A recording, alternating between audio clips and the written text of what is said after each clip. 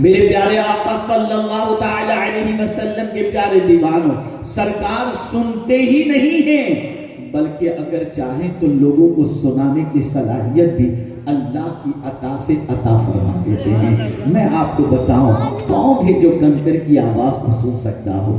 کون ہے جو کنکر کی بولی کو سمجھ سکتا ہو؟ لیکن آپ ذرا سوچو تو صحیح، ایک دشمن اپنی مٹھی میں کنکریاں لے کر حضور سے پوچھتا ہے کہ بتاؤ میری مٹھی میں کیا ہے؟ حضور فرماتے ہیں میں بتاؤں کہ کیا ہے یا یہ مٹھی میں موجود چیزیں بتا دے کہ یہ میں کون ہوں؟ کہا اگر وہ بتا دیں تو سبحان اللہ۔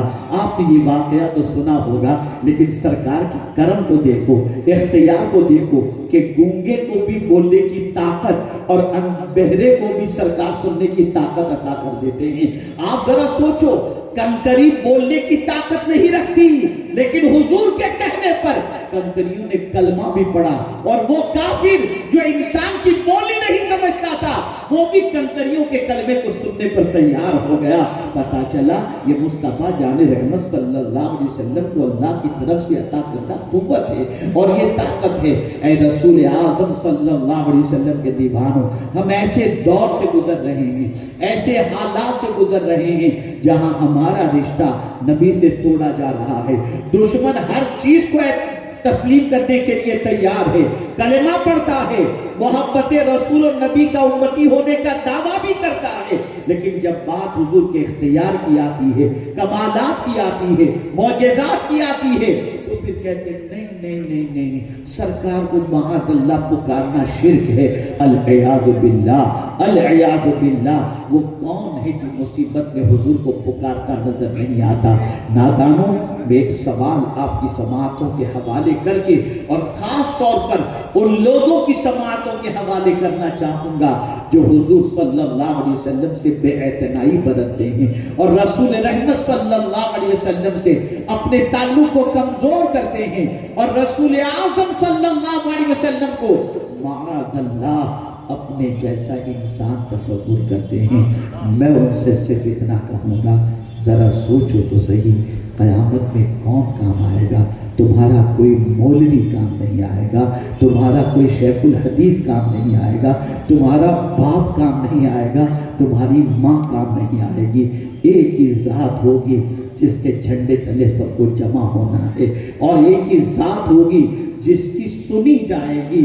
اسی لیے میرے اعلیٰ حضرت کہتے ہیں، سنتے ہیں کہ محشر میں صرف ان کی رسائی ہے، گر ان کی رسائی ہے لوگ جب تو بنائی ہے۔ اللہ اکبر۔ اے رسول اعظم صلی اللہ علیہ وسلم کے دیوانوں، قیامت میں صرف حضور کی سنی جائے گی، اور سرکار صلی اللہ علیہ وسلم جو کہیں گے میرا مولا وہی کرے گا۔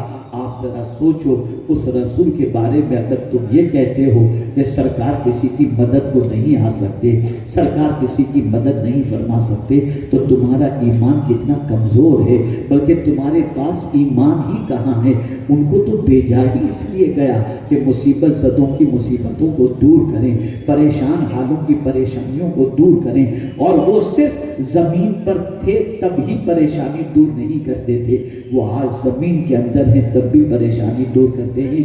ایک بہت سمجھنے والی دلیل آپ کے سامنے پیش کروں، کیا یہ سچ نہیں ہے کہ آج بھی اگر کوئی امتی رسول اعظم پر درود پڑھتا ہے تو سرکار صلی اللہ علیہ وسلم محبت اور دل سے پڑھے جانے والے درود کو خود سن لیتے ہیں، اور جو یوں ہی درود پڑھتا ہے فرشتے اس درود کو حضور کی بارگاہ میں پہنچاتے ہیں۔ اب میرا سوال ان لوگوں کے حوالے ہے کہ جو درود پڑھتے بھی ہیں، نماز میں بھی پڑھتے ہیں، عام طور پر بھی پڑھتے ہیں، بتاؤ یہ ایک بار درود پڑھنے پر تمہیں 10 نیکیاں ملیں گی کہ نہیں ملیں گی؟ 10 گناہ معاف ہوں گے کہ نہیں ہوں گے؟ 10 درجے بلند ہوں گے کہ نہیں ہوں گے؟ تو مجھے بتاؤ، مدد کہتے کس کو ہیں؟ پریشانی کو دور کرنا کس کو کہتے ہیں؟ ارے تم درود پڑھو تو تمہارے گناہ معاف ہو جائیں۔ اب جب نبی پر درود کا یہ حال ہے تو ذات مصطفیٰ کا عالم کیا ہوگا؟ اللہ اکبر یا رسول اللہ، زندہ اے رسول اعظم صلی اللہ تعالی علیہ وسلم کے پیارے دیوانوں، میں صرف یہ بتانا چاہوں گا، دور سے بھی پکارو تو حضور سنتے ہیں، قریب سے پکارو تب بھی حضور سنتے ہیں، مصیبت میں پکارو تو بھی حضور مدد فرماتے ہیں۔ اور آپ دیکھیں جانور فریاد کرتے ہوئے سرکار کی بارگاہ میں آپ کو نظر آئیں گے، ان کی بھی فریاد حضور سنتے ہوئے نظر آتے ہیں۔ کون ایسا ہے جس کی فریاد حضور سنتے ہوئے نظر نہیں آتے؟ میرے پیارے آقا صلی اللہ علیہ وسلم کے پیارے دیوانوں، لیکن فریاد رس بن کر کے، مصیبتوں کو دور کرنے والے بن کر جو حضور تشریف لائے، یہ سارے کمالات حضور کو مصیبت دور کرنے کے حوالے سے، سماعت کے حوالے سے سب کچھ اللہ کی طرف سے عطا کردہ ہے۔ یہ اللہ عز و جل نے انہیں یہ طاقت و قوت عطا فرمائی ہے۔ میرے پیارے آقا صلی اللہ تعالی علیہ وسلم کے پیارے دیوانوں، اور دیکھنے کا اور سننے کا عالم اللہ اللہ مصطفیٰ جان رحمت صلی اللہ علیہ وسلم کا میں کیا بتاؤں۔ میرے پیارے آقا صلی اللہ علیہ وسلم کے پیارے دیوانوں، حضرت سلیمان کے سننے کا عالم دیکھ لیجئے۔ حضرت سلیمان علیہ السلام جب تشریف لے جا رہے تھے اپنے لشکر کے ساتھ، بہت دور تھے۔ آپ ذرا سوچو، ان کی نظر کا عالم اور ان کی سماعت کا عالم۔ دور سے ایک چونٹی نے حضرت سلیمان علیہ السلام کے لشکر کو آتے دیکھا، تو دیکھ کر کے حضرت سلیمان علیہ السلام کو اور ان کے لشکر کو، ادب دیکھیے، اس نے فوراً اپنے چونٹیوں کے لشکر سے کہا، کیا کہا؟ یا ایھا النمل ادخلوا مساکنکم لا یحطمنکم سلیمان جنودہ وہم لا یشعرون۔ اے چونٹیوں، اپنی اپنی بل میں چلے جاؤ، سلیمان علیہ السلام اپنے لشکر کے ساتھ آ رہے ہیں، کہیں لاشعوری طور پر تم کو کچل نہ دے، ان کا لشکر کچل نہ دے۔ آپ اندازہ لگائیے، چونٹی بھی جانتی ہے نبی اور اس کے لشکر جو ہے وہ کسی کو تکلیف نہیں پہنچاتے، لیکن لاشعوری طور پر کہاں چونٹی کی آواز، کہاں چونٹی کی زبان، کہاں حضرت سلیمان علیہ السلام اور ان کا لشکر۔ آپ جانتے ہیں حضرت سلیمان نے یہ آواز چونٹی کی سن لی۔ قرآن کہتا ہے فَتَبَسَّمَ ضَاحِكًا مِّن قَوْلِهَا، حضرت سلیمان علیہ السلام چونٹی کی بات سن کر مسکرا اٹھے۔ آپ ذرا سوچو، وہ سلیمان جو معراج کے موقع پر رسول اعظم کی اقتداء میں نماز ادا کرتے ہیں، وہ سلیمان علیہ السلام کے سننے کا جب یہ عالم ہے، تو ان کے سردار مدینے کے تاجدار کے سننے کا عالم کیا ہوگا؟ اے رسول اعظم صلی اللہ علیہ وسلم کے دیوانوں، اپنے عقیدے کو پختہ کرو، اپنے ایمان کو پختہ کرو، اپنے تعلق کو حضور سے مضبوط کرو۔ میں آپ کو بتاؤں، تعلق جب مضبوط ہو تو یقین مضبوط ہوتا ہے، اور تعلق جب کمزور ہو تو یقین کمزور ہوتا ہے۔ توجہ چاہوں گا، بس اسی پر میں اپنی گفتگو کو ختم کروں گا۔ شاید کہ یہ سوچ آج جو میں آپ کو دے رہا ہوں، آپ کی پرفیکٹ سوچ بن جائے۔ دیکھیے، تعلق جب کسی سے اچھا ہو اور تعلق مضبوط ہو تو یقین مضبوط ہوتا ہے۔ توجہ چاہوں گا، جملے پر توجہ چاہوں گا، تعلق مضبوط ہو تو یقین مضبوط ہوتا ہے۔ اب آپ کے یہاں کے نگراں جناب روحیب بھائی، ان سے آپ کے تعلقات اگر مضبوط ہیں تو آپ ان کے پاس جائیں گے، حضرت کی مفتی صاحب کی تاریخ دلا دیجئے، تو آپ کو یقین ہوگا کہ یار روحیب بھائی سے ہمارے تعلقات ہیں، روحیب بھائی ہمارا کام کر کے دیں۔ تعلق مضبوط۔ اب یہ تعلق کی مضبوطی کا معاملہ کیا ہوتا ہے؟ آپ کا ملنا جلنا ہے، رابطہ ہے، اٹھنا بیٹھنا ہے، کھانا پینا ہے، تو تعلق رکھنے پر تعلق مضبوط ہوتا ہے۔ توجہ چاہوں گا، تعلق رکھنے پر تعلق مضبوط ہوتا ہے، اور تعلق جب مضبوط ہو تو یقین مضبوط ہوتا ہے۔ ہمارے دل میں وسوسہ ہے، یار درود تو زمانے سے پڑھتے ہیں، معاذ اللہ ہمیں کوئی فائدہ نہیں، کچھ اور چیز بتائیے۔ کیوں؟ اس لیے کہ ہمارا حضور سے جیسا تعلق ہونا چاہیے ویسا نہیں۔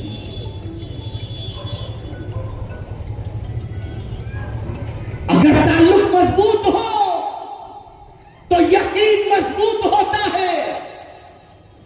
کشتی میں سوار ہیں، بحری جہاز کے اندر امام عشق و محبت سوار ہیں، اور طوفان آتا ہے، سب کو یقین ہوتا ہے کہ اب جہاز ڈوبے گا، تب جہاز ڈوبے گا، کفن لے کر سب تیار ہیں، لیکن اے امام محمد رضا تمہاری عظمتوں پر قربان کے کنارے پر بیٹھے ہیں اور کوئی ٹینشن نہیں جہاز کے ڈوبنے کا. لوگوں نے کہا تمہیں ڈر نہیں لگتا؟ جہاز ہچکولے کھا رہا ہے، اب ڈوبے گا کہ تب ڈوبے گا. تو امام محمد رضا کا یقین بولتا ہے یہ جہاز ڈوب ہی نہیں سکتا ہے. کہا تم کس یقین سے کہتے ہو؟ کہا میرے نبی نے کہا تھا سواری پر سوار ہوتے وقت جو دعا پڑھ لے اس کا جہاز کبھی نہیں ڈوبے گا. میں نے وہ یقین کے ساتھ میں نے وہ دعا پڑھ لی ہے. میرا یقین ہے کہ جہاز نہیں ڈوبے گا. تھوڑی دیر کے بعد طوفان رخ پھیر لیتا ہے اور جہاز منزل کی طرف بڑھتا ہوا نظر آتا ہے. امام محمد رضا کا تعلق مضبوط تھا اس لیے یقین مضبوط تھا. ہمارا تعلق کمزور ہے، ہمارا تعلق کمزور ہے.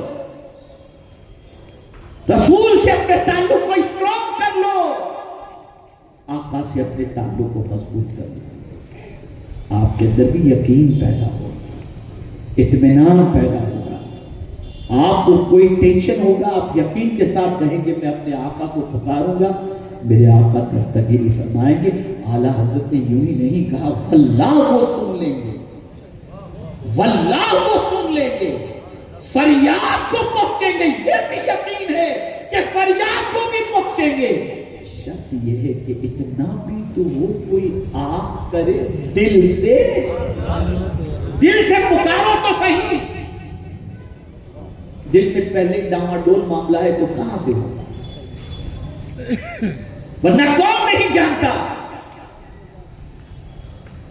ایک صحابی یا تابعی، ان کے پیر میں شدید درد تھا اور جانے کو نام نہیں لے رہا تھا. بڑے بڑے اطباء سے انہوں نے علاج کروایا، کسی کا علاج کارگر نہیں ہوا. ایک بڑے عظیم طبیب تھے، انہوں نے دیکھا تو کہا دیکھو جو تمہیں تکلیف ہے نا اس تکلیف کا ازالہ ایک ہی چیز سے ہو سکتا ہے جس سے تم کو سب سے زیادہ محبت ہے، اس کو بلند آواز سے پکارو تمہارا یہ درد چلا جائے. انہوں نے کہا یا رسول اللہ، اتنا کہنا تھا کہ درد ہمیشہ کے لیے ختم ہو جائے. دل سے اپنے نبی سے محبت کرو. میرے پیارے آقا صلی اللہ علیہ وسلم کے پیارے دیوانے، بہت سالوں سے تعلقات استوار کرنے کے لیے آدمی کو بڑے پاپڑ بیلنے پڑتے ہیں. ایک غریب کا تعلق منسٹر سے نہیں ہو سکتا، ایک غریب کا تعلق بڑے سرمایہ دار سے نہیں ہو سکتا، ایک غریب کا تعلق چیف منسٹر سے نہیں ہو سکتا، ایک غریب کا تعلق بڑے افسر سے نہیں ہو سکتا. اگر تعلق قائم کرنا ہے تو بڑی قربانیاں دینی پڑیں گی، بڑے اخراجات کو برداشت کرنے پڑیں گے. لیکن اللہ اکبر، یا رسول اللہ آپ کی عظمتوں پر قربان کہ انسانوں میں آپ سے بڑا کوئی ہے ہی نہیں. لیکن آپ سے تعلق غریب بھی کر سکتا ہے، امیر بھی کر سکتا ہے، کمزور بھی کر سکتا ہے، فٹ پاتھ پہ رہنے والا بھی کر سکتا ہے، محل میں رہنے والا بھی کر سکتا ہے. میرے آقا آپ سے تعلق قائم کرنا ہو تو بس ایک ہی چیز ہے، ادھر درود پڑھے ادھر تعلق قائم ہو گیا، ادھر نبی پر درود پڑھا حضور سے تعلق قائم ہو گیا. کہیں سے بھی درود پڑھو مصطفیٰ جان رحمت صلی اللہ علیہ وسلم سے تعلق قائم ہو جاتا ہے. ادھر درود پڑھتے ہو ادھر رسول اعظم کی بارگاہ میں پڑھنے والے کا نام، پڑھنے والے کے باپ کے نام کے ساتھ فرشتے درود پیش کرتے ہیں. آپ ذرا سوچو میرے پیارے آقا صلی اللہ علیہ وسلم کے پیارے دیوانوں، آج ڈائل ٹون لگانا پڑتا ہے، آج نمبر ڈائل کرنا پڑتا ہے، تب جا کر کے رابطہ ہوتا ہے. اور کبھی ایسا بھی ہوا بھی اور نہیں بھی ہوا، سامنے والا نیٹ ورک اس کا کمزور ہے یا کوئی اور مسئلہ ہے تو رابطہ نہیں ہو سکتا. لیکن کوئی یہ نہیں کہہ سکتا کہ درود پڑھنے سے حضور سے رابطہ نہیں ہوتا. ایسا عمل ہے کہ ادھر پڑھے کہ فوراً حضور سے کانٹیکٹ مضبوط ہو گیا. تو آج کے اس پروگرام کے اندر میرا پیغام آپ سب کو یہی ہے، رسول سے اپنے تعلق کو مضبوط کرو، اور ہم دنیا کے انسانوں کو طاقتور سمجھ کر ان سے تعلق مضبوط کرتے ہیں، لیکن میں آپ سے کہتا ہوں انسانوں میں حضور سے بڑا طاقتور کوئی دوسرا ہے ہی نہیں ہے۔ وہ ایسے ہیں، کوئی خزانہ ایسا نہیں جس کی چابی اللہ نے اپنے محبوب کو نہ عطا کی ہو۔ اللہ اکبر، حضور سب خزانے کے مالک بنا دیے گئے، مالک کل ہیں، مالک کونین ہیں، وہ پاس کچھ رکھتے نہیں، دو جہاں کی نعمتیں ہیں ان کے خالی ہاتھ میں، وہ دینے پر آئیں تو کوئی دوسرا ایسا دے ہی نہیں سکتا۔ اللہ اکبر، وہ دینے پہ آتے ہیں تو جنت بھی بانٹتے نظر آتے ہیں، جنت بھی دیتے ہوئے نظر آتے ہیں۔ ہے کوئی جو جنت دینے کی طاقت رکھتا ہو؟ نہیں نہیں، مصطفیٰ جان رحمت کی ذات ہے، دینے پہ آتے ہیں تو جنت بھی دے دیا کرتے ہیں۔ اس لیے اے رسول اعظم صلی اللہ علیہ وسلم کے دیوانوں، ضرورت اس امر کی ہے آقا سے اپنے تعلق کو مضبوط کرو، آقا کریم سے اپنی محبت کو مضبوط کرو، آقا کریم کی محبت کا چراغ اپنے گھر میں اپنے بچوں کے سینے میں روشن کرو، اور معمول بنا لو روزانہ سینکڑوں مرتبہ اپنے آقا کریم صلی اللہ علیہ وسلم پر درود کا نذرانہ پیش کرو گے، اس لیے کہ یہ بار بار درود پڑھنا بار بار حضور کی بارگاہ میں حاضری کے مترادف ہے۔ اللہ تعالیٰ آقا کریم صلی اللہ علیہ وسلم کے صدقہ و طفیل مجھے آپ کو سب کو رحمت عالم صلی اللہ علیہ وسلم سے اپنے تعلق کو مضبوط کرنے کی توفیق نصیب فرمائے۔ آئیے ایک مرتبہ بلند آواز سے درود شریف کا نذرانہ پیش کر لیں تاکہ رسول اعظم صلی اللہ علیہ وسلم سے تعلق ہمارا قائم ہو جائے۔ الصلاۃ والسلام علیک یا رسول اللہ، الصلاۃ والسلام علیک یا حبیب اللہ، الصلاۃ والسلام علیک یا نبی اللہ، وعلی آلک و اصحابک یا نور اللہ صلی اللہ تعالی علیہ وسلم۔ 2-5 منٹ اور میں آپ کی سماعت کے حوالے کچھ بات کر دوں۔ ان لوگوں نے شاید بات کر لی ہے ڈپارٹمنٹ والوں سے، تو انہوں نے بھی اجازت دے دی ہے۔ میرے پیارے آقا صلی اللہ علیہ وسلم کے پیارے دیوانوں، یہی وجہ ہے کہ صحابہ ہمیشہ حضور کے قریب رہنا چاہتے ہیں، جیتے جی بھی حضور کے قریب اور مرنے کے بعد بھی حضور کے قریب رہنا چاہتے ہیں۔ اچھا، میں اس سلسلے میں بات عرض کرنے سے پہلے کل ہی عید گئی نا، ایک واقعہ مجھے یاد آ رہا ہے، میں پہلے عید سے متعلق ایک واقعہ سنا۔ سیدنا غوث الثقلین رضی اللہ المولا تبارک و تعالی عنہ جیسے عید کا چاند ہوتا ہے تو آپ اپنے حجرے میں تشریف لے جاتے ہیں، اور حجرے میں جانے کے بعد غوث پاک رضی اللہ تعالیٰ عنہ بہت روتے ہیں، بہت گریہ وزاری فرماتے ہیں۔ لوگوں کے کانوں تک غوث پاک کی گریہ وزاری کی آواز پہنچ بھی جاتی ہے،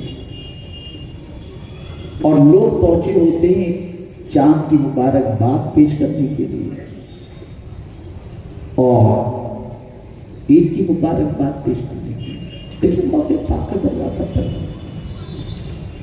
سیدنا غوث الثقلین رضی اللہ تعالیٰ عنہ کے حجرے مبارک کے جھروکھوں سے جب لوگوں نے دیکھا تو غوث پاک بہت رو گئے تھے۔ انتظار کی دروازے پر، کافی دیر کے بعد دروازے پر جب انہوں نے دستک دی تو غوث پاک نے دروازہ کھولا۔ جب غوث پاک کو روتے ہوئے لوگوں نے دیکھا تو کہا حضور آج تو عید کا دن ہے، بہت بہت مبارک ہوا، تو عید سعید۔ غوث پاک نے کہا ٹھیک ہے۔ پھر بہت قریب کے کسی شخص نے پوچھا حضور آج تو خوشی کا دن ہے، آپ رو رہے ہیں؟ اب دیکھیں میں فکر دینا چاہتا ہوں، آج تو خوشی کا دن ہے اور آپ رو رہے ہیں؟ تو پھر غوث پاک رونے لگے اور روتے ہوئے ارشاد فرمایا میری عید تو اس وقت ہوگی جب میں اس دنیا سے ایمان کے ساتھ چلا گیا۔ جس دن ایمان پر خاتمہ ہوا وہی میرے لیے عید کا دن ہے۔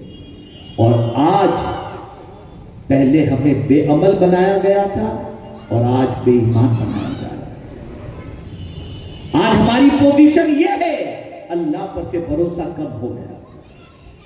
آج ہماری پوزیشن یہ ہے، نبی پر سے اعتماد کمزور سے کمزور تر ہوتا گیا۔ میں بڑی معذرت کے ساتھ عرض کرنا چاہوں گا کہ اگر میں آپ سے یہ کہوں کہ 3 سانس میں بیٹھ کر بسم اللہ شریف پڑھ کر پانی پینا میرے نبی کی سنت ہے، بس حضرت دعا کریں اللہ عمل کی توفیق عطا فرمائے، اتنا کہتے ہیں۔ لیکن اگر میرے بعد کوئی طبیب بیٹھ گیا، کوئی ڈاکٹر بیٹھ گیا اور ڈاکٹر نے کہا کہ کھڑے ہو کر 1 سانس میں آدمی پانی پیے تو ہارٹ اٹیک کا اندیشہ ہے، اچھا اب تو میں آج سے بیٹھ کر پانی پیوں گا۔ میں پوچھتا ہوں نادان، تجھے ڈاکٹر کی بات پر جتنا بھروسہ ہے اتنا نبی کی بات پر بھروسہ نہیں؟ کیا یہ ایمان کمزور نہیں ہو چکا ہمارا؟ آج ہمارا یقین اپنے نبی کے فرمان سے کمزور ہوتا جا رہا ہے۔ آج ہمارا بھروسہ اللہ کے سلسلے میں کمزور ہوتا جا رہا ہے۔ کیا ہو گیا ہے؟ میں اگر یہ کہوں تو غلط نہ ہوگا، آج مسلمانوں کے سینے میں اسلام ٹمٹماتے ہوئے دیے کی طرح ہے، اللہ اس کی حفاظت فرمائے، ورنہ کب بجھ جائے گا ہم نہیں جانتے۔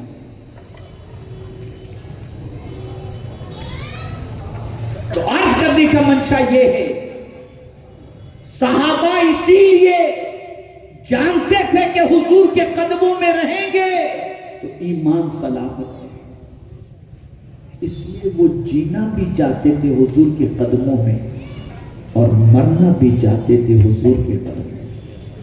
آپ ذرا سوچو، ذرا غور کرو، سیدنا فاروق اعظم رضی اللہ المولا تبارک و تعالی عنہ، جن کے بارے میں حضور صلی اللہ علیہ وسلم فرماتے ہیں کہ آسمان کے تاروں کے برابر اگر کسی کی نیکی ہے تو وہ عمر فاروق کی ہے، اور میرے بعد اگر کوئی نبی ہونا ممکن ہوتا تو وہ عمر ابن خطاب ہوتے۔ اتنی اونچی صلاحیتوں کے مالک فاروق اعظم، کیا وہ نہیں جانتے تھے مکہ بہت عظیم شہر ہے؟ انہوں نے مکہ بھی دیکھا تھا، مکے کی عظمتوں کو بھی جانتے تھے، مکے میں موجود خانہ کعبہ کی عظمتوں کو بھی جانتے تھے، مینا اور عرفات کی عظمتوں کو بھی جانتے تھے، مزدلفہ کی عظمت کو بھی جانتے تھے، صفا مروہ کی عظمتوں کو بھی جانتے تھے، کعبے میں نصب حجر اسود کی عظمت کو بھی جانتے تھے۔ لیکن جب میں فاروق اعظم کی فکر کو پڑھ کر کے جاننے کی کوشش کرتا ہوں کہ اے فاروق اعظم، آپ کہاں مرنا پسند کرتے ہو، تو جواب دیتے ہیں کہ میری دعا تو ہمیشہ یہی ہے، اللہم ارزقنی شہادۃ فی سبیلی وجعل موتی فی بلد رسولی۔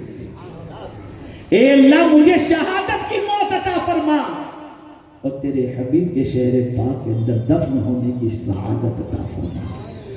کیا وجہ تھی؟ وجہ سب سے بڑی یہ ہے کہ رسول کے قدموں ہی کے اندر اللہ نے سب کچھ رکھا ہے، سب کچھ حضور کے قدموں میں رکھا ہے۔ صحابہ جیتے جی بھی حضور کے قدموں میں رہنا پسند کرتے تھے اور بعد از وصال بھی حضور کے قدموں میں رہنا پسند کرتے تھے۔ اور آج کے مسلمان کی تباہی کی سب سے بڑی وجہ ایک یہ ہے کہ مسلمان حضور کے قدموں سے دور ہو رہا ہے۔ وہ تو قدم تلاش کرتا ہے ہیرو، کہ ہیرو چلتا کیسے ہے، ہیرو کا نقش قدم کیا ہے، اور صحابہ سرکار صلی اللہ علیہ وسلم کے نقش قدم کو دیکھتے تھے۔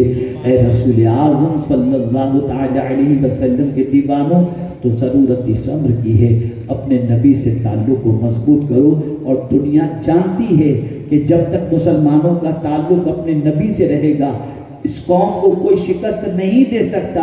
انہیں نبی کے قدموں سے دور کر دو، نبی کی محبت کا چراغ گل کر دو، یہ قوم خود بخود تباہ ہو جائے گی، اس لیے کہ وہ قرآن کو ہم سے زیادہ جانتے ہیں۔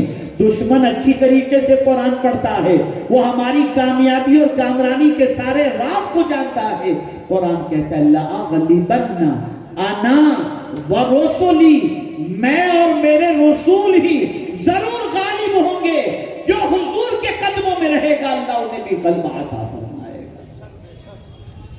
تو اے رسول اعظم صلی اللہ علیہ وسلم کے دیوانوں، سرکار سے اپنے تعلق کو مضبوط کرو، حضور صلی اللہ علیہ وسلم کی محبت کے چراغ کو اپنے سینے میں روشن کرو، اور اپنی اولاد کو بھی آقا کریم صلی اللہ علیہ وسلم کی محبت پلاؤ، اور انہیں عشق مصطفیٰ صلی اللہ علیہ وسلم کا جام پلاؤ۔ یاد رکھیں کچھ عشق ایسے ہوتے ہیں جو بے چین کر دیتے ہیں، لیکن حضور کا عشق ایسا ہے کہ بے چین کو قرار کی دولت عطا کرتا ہے۔ اسی لیے میرے اعلیٰ حضرت کہتے ہیں ان کے نثار کوئی کیسے ہی رنج میں ہوں، جب یاد آ گئے ہیں سب غم بھلا دیے ہیں۔ آقا کریم صلی اللہ علیہ وسلم کی یاد سب غم کو بھلا دینے کا ذریعہ ہے، سب غم سے نجات کا ذریعہ ہے۔ اسی لیے تو اعلیٰ حضرت کہتے ہیں تنکا بھی تو ہمارے ہلائے سے نہیں ہلتا، ہم اگر تنکا ہلانا چاہیں تو نہیں ہل سکتا، تم جو چاہو تو ہو جائیں ابھی کوہ مہن پھول۔ اگر میرے آقا آپ چاہیں تو غموں کا پہاڑ بھی پھول کے اندر تبدیل ہو جائے۔ حضور کے چاہے سے سب کچھ ہوتا ہے۔ بس ایک آیت یاد آ گئی، اس آیت کی روشنی کے اندر حضور کی چاہت کی بات میں آپ کو بتا دوں۔ آپ ذرا سوچیں صحابہ کرام علیہ الرضوان کی نگاہوں کے اندر ایک آیت بڑی امید افزا تھی، لا تقنطوا من رحمت اللہ، اللہ کی رحمت سے نا امید مت ہو۔ لیکن جب صحابہ نے اہل بیت سے پوچھا کہ آپ کی نگاہوں میں امید افزا آیت پورے قرآن کی کون سی ہے، تو کہتے ایک آیت ہے وَلَسَوْفَ يُعْطِيكَ رَبُّكَ فَتَرْضَىٰ، عنقریب آپ کو آپ کا رب اتنا عطا کرے گا کہ آپ راضی ہو جائیں گے۔ تو اہل بیت کہتے ہیں ہماری نگاہوں میں یہ آیت کریمہ بہت ہی حوصلہ افزا ہے اور امید افزا ہے، اس لیے کہ حضور اس وقت تک راضی ہو ہی نہیں سکتے جب تک کہ ان کا ایک امتی بھی جہنم میں ہے۔ خود حضور نے کہا اذا لا ارضى واحد امتی من فی النار، میں اس وقت تک تو راضی ہوں گا ہی نہیں جب تک کہ میرا ایک امتی بھی جہنم میں ہے۔ اور اللہ فرماتا ہے میرے محبوب تم کو اتنا دوں گا کہ تم راضی ہو جاؤ گے۔ اور حضور کیا چاہتے ہیں؟ مولا تم مجھے خوش کرنا چاہتا ہے، میرے سارے امتیوں کو جنت میں بھیج دے، میں خوش ہو جاؤں گا، میں خوش ہو جاؤں گا۔ تو اے رسول اعظم صلی اللہ علیہ وسلم کے دیوانوں، سرکار صلی اللہ علیہ وسلم سے اپنے تعلق کو مضبوط کرو، رشتے محبت کو استوار کرو، اور آقا کریم صلی اللہ علیہ وسلم کی یاد کو اپنا اوڑھنا بچھونا بنا لو۔ انشاءاللہ دنیا بھی کامیاب اور آخرت بھی کامیاب۔ انہی کلمات خیر پر میں اپنی گفتگو کو ختم کرتا ہوں۔ اللہ سب سے پہلے مجھے عشق مصطفیٰ صلی اللہ علیہ وسلم میں مچلنے کی توفیق عطا فرمائے، اور پروردگار جل جلالہ حضور مفتی اعظم ہند علیہ رحمۃ اللہ رضوان کے اس شعر کی روشنی میں کہ سرشار مجھے فرما ایک جام لبالب سے تا حشر رہے ساقی آباد یہ میخانہ۔ آقا اپنی محبت کا جام ہمیں پلا دیں اور ہم بھی محبت رسول میں مست ہو جائیں۔ اللہ تعالی ہم سب پر کرم کی نظر فرمائے۔ وما علینا الا البلاغ المبین۔ السلام علیکم ورحمۃ اللہ وبرکاتہ۔ سبحان اللہ، سبحان اللہ، صلوات و سلام کے لیے کھڑے ہو جائیں۔